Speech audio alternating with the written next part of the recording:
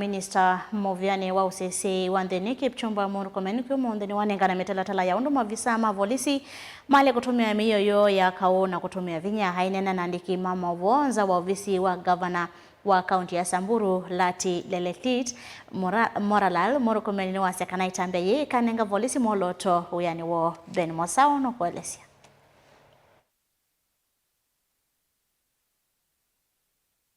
Inene ya Moralal kaunti ya Samburu Minista muveani wa useseei wa nthini Kipchumba Murkomen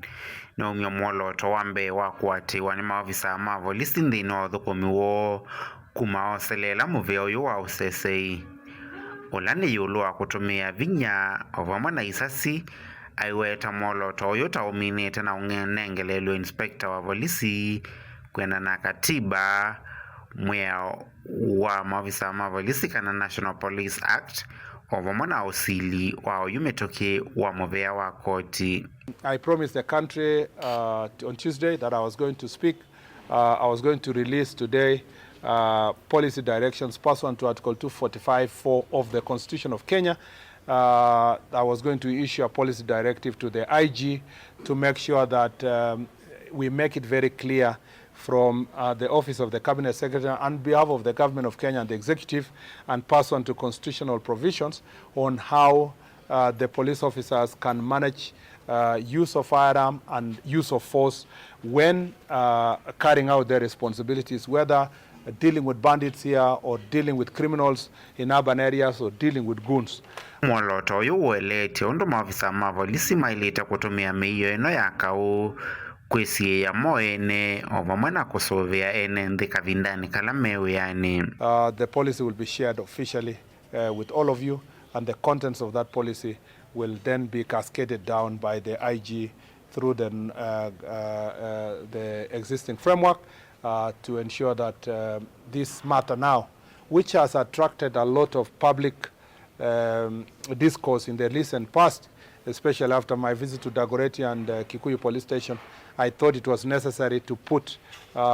these policy directives in paper. Murkomen weta ovamwe na kwitha katiba na miao ila yivo yonanite undu Volisi mailite uthukuma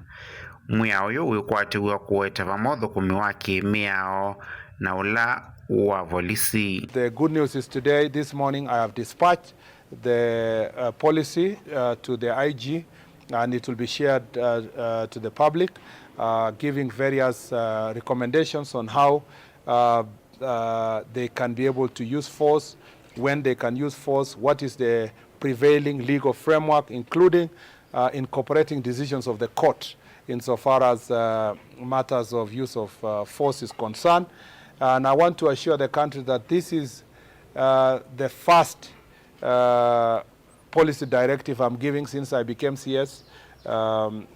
nearly